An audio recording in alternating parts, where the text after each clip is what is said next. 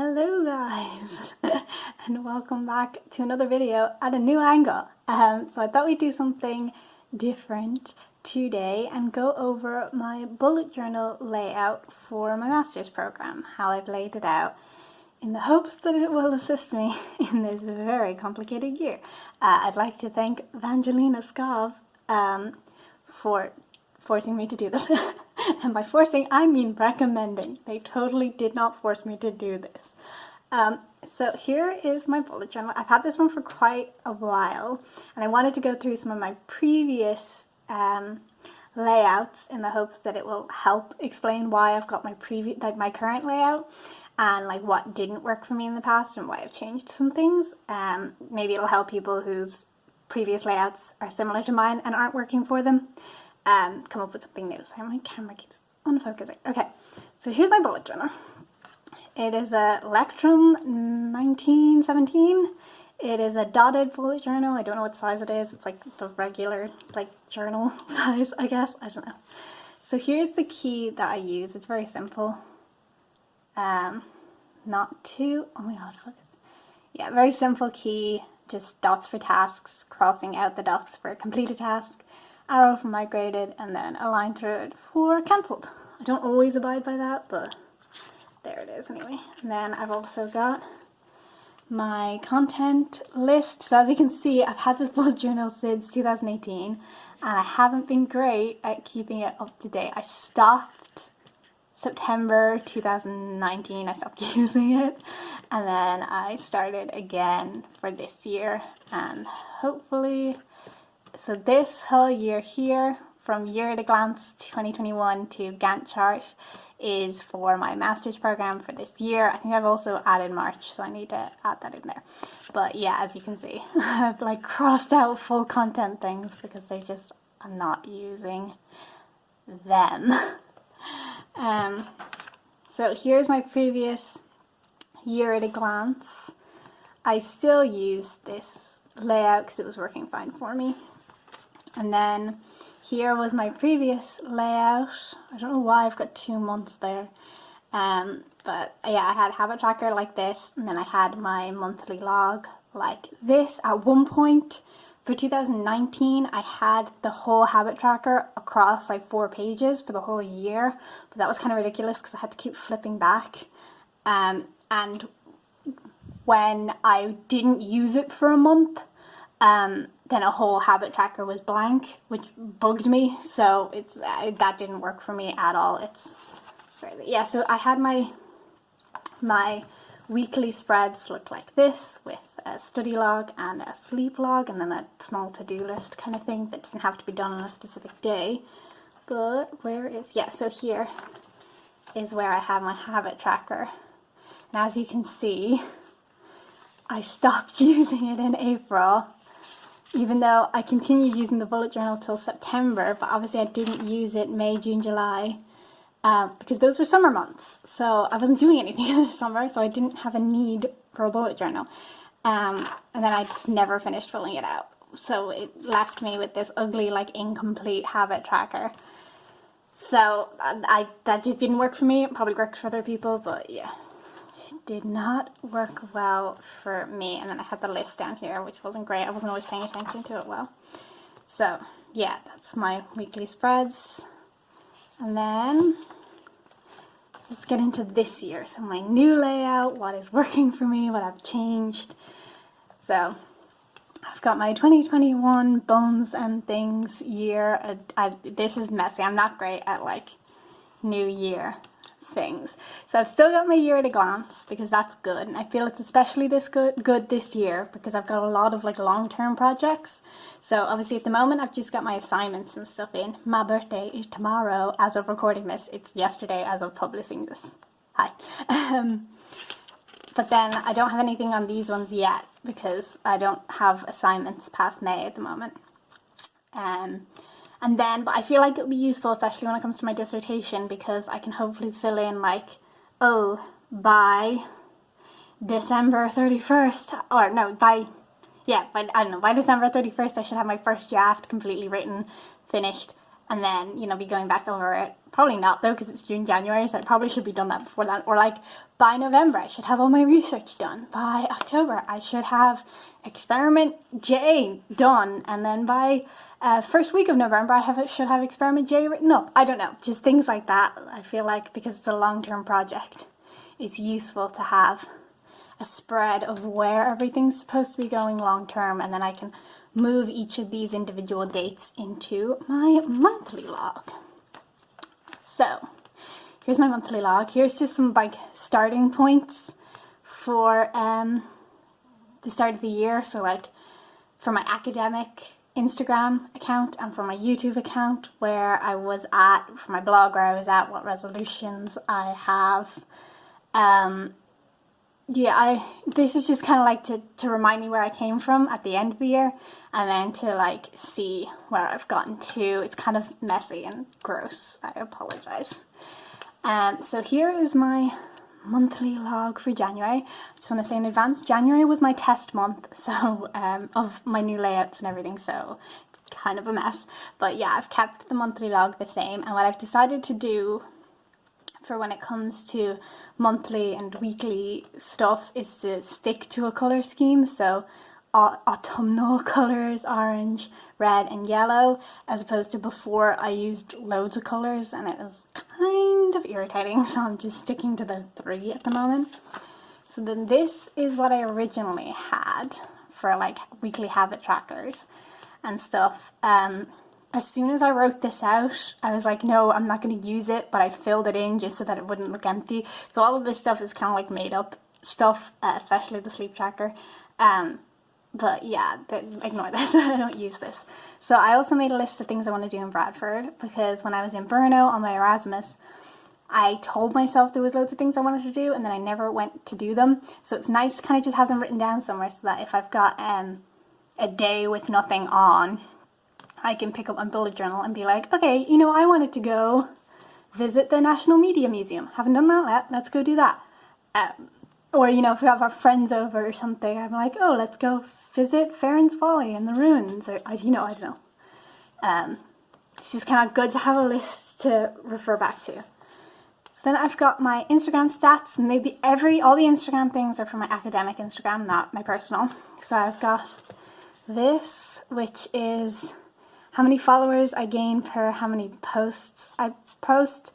I don't know how useful this would be compared to like Instagram's own analytics, but I don't know, just thought it'd be good to have. And then milestones, and I've yet reached 100 followers. We're nearly there. We're at 97. I need to get to 100 so I can unlock more analytics.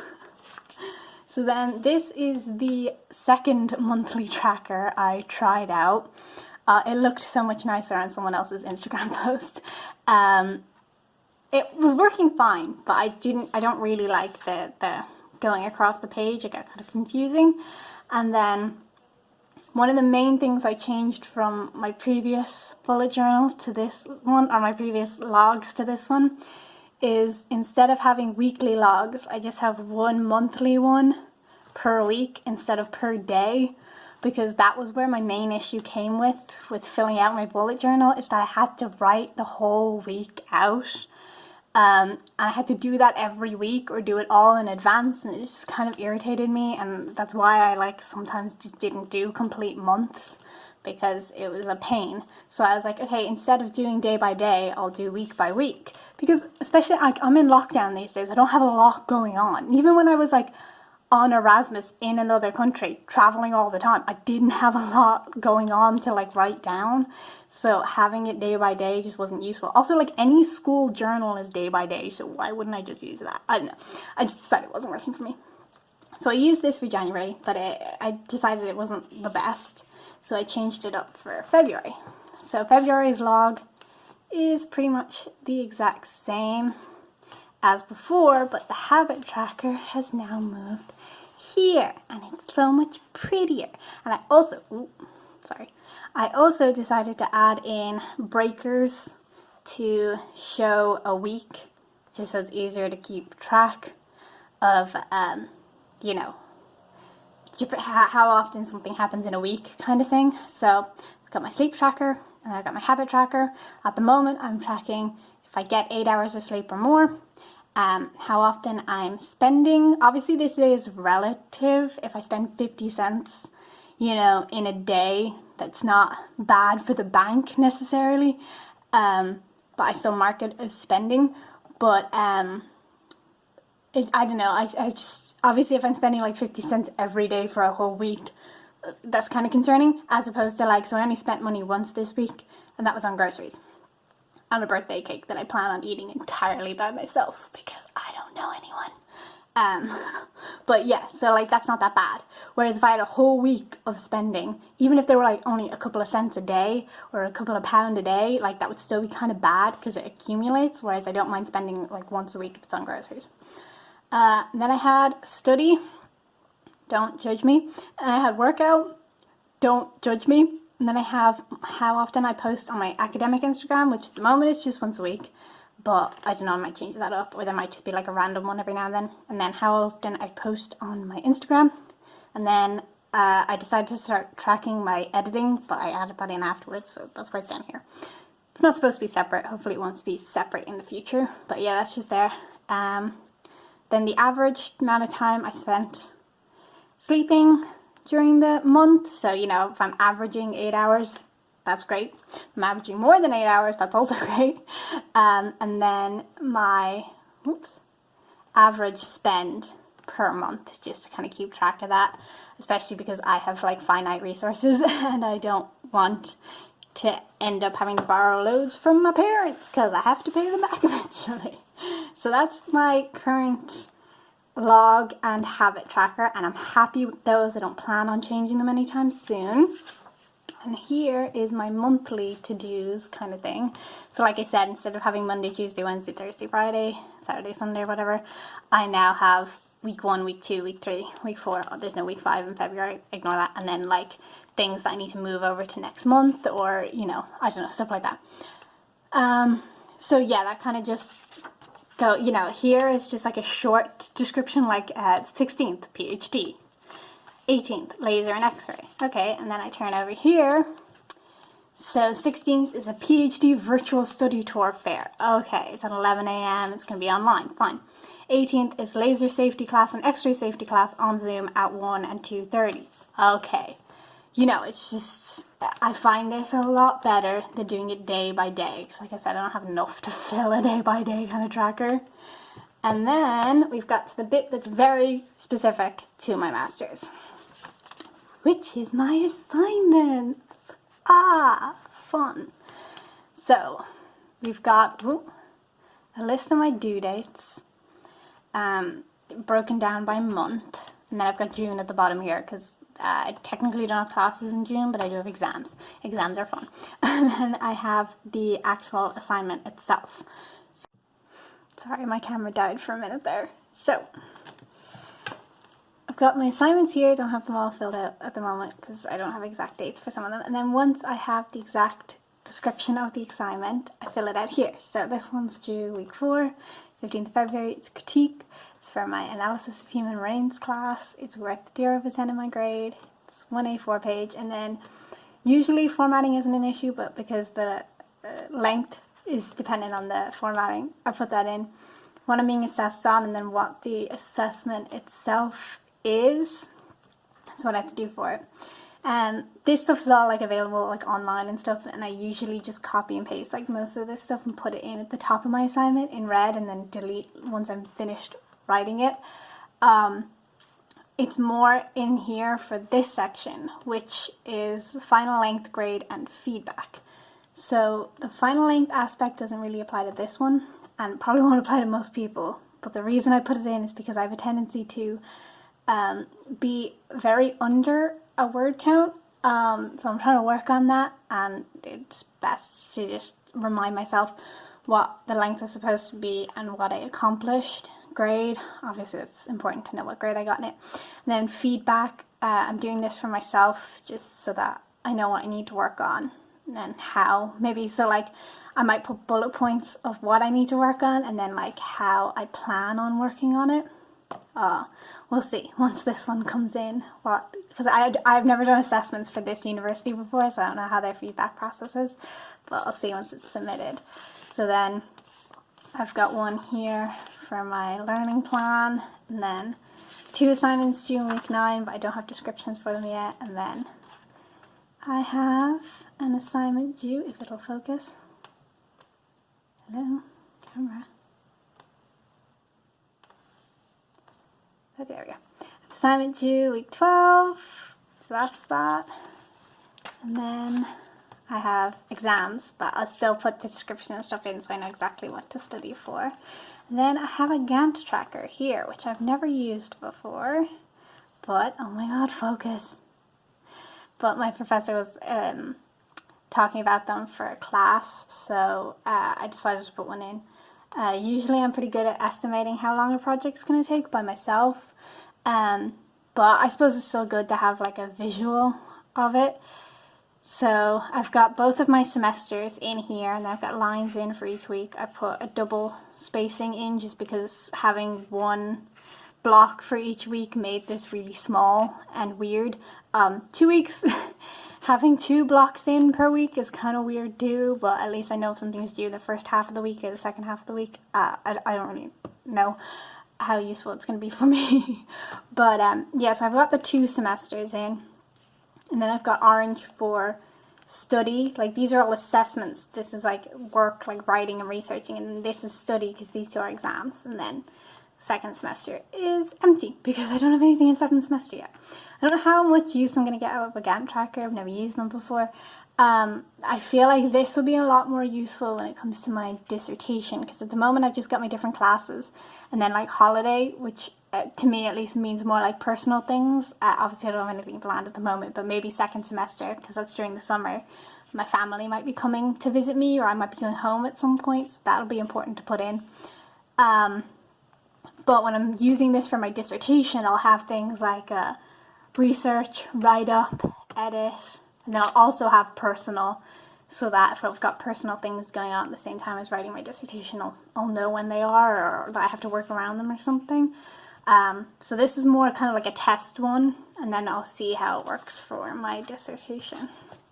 That's that there. And then I've got March set up. So that is my whole bullet journal setup for my master's program. I hope that's useful to you guys in some way. It's very simplistic, but simplicity is the only reason I'll continue to use it. When I've tried to do more complicated things in the past, it hasn't worked. I haven't used them. I get too lazy about filling them out. So yeah, this is, I know this works for me because I've been trying it so far. It doesn't require as much maintenance and as much upkeep as my previous layouts have had.